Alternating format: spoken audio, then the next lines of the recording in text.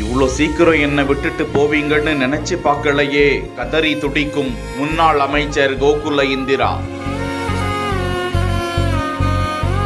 இல்லத்திற்கு அஞ்சலி செலுத்த குவியும் பல்வேறு கட்சியினர்.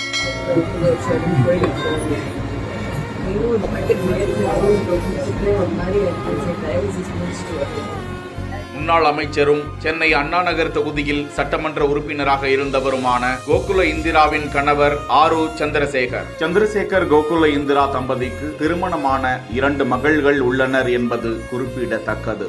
ஏர்சி சேம்பர்ஸ் என்கிற தெங்கல் நிறுவனமும் தனியார் ஹோட்டலுக்கு உரிமையாளராகவும் வழக்கறிஞருமான அவர் அண்மை காலமாக உடல்நல குறைவால் சிகிச்சை பெற்று வந்ததாக கூறப்பட்ட நிலையில் உடல் நலம் வெகுவாக பாதிக்கப்பட்ட நிலையில் சென்னை கிரீன் சாலையில் உள்ள தனியார் மருத்துவமனையில் அனுமதிக்கப்பட்டு சிகிச்சை பெற்று வந்த நிலையில் சிகிச்சை பலனின்றி அவர் காலமானார். அவரது மறைவுக்கு அதிமுகவினர், திமுகவினர் உள்ளிட்ட ஏராளமானோர் ஆழ்ந்த இரங்கல்களை பதிவிட்டு வரும் வேளையில் அவர்களது இல்லத்திற்கு அதிமுகவினர் மற்றும் பல்வேறு கட்சியினர் சென்று கோகுல இந்திராவிற்கு ஆறுதல் கூறி அஞ்சலி செலுத்தி வருகிறார்கள்.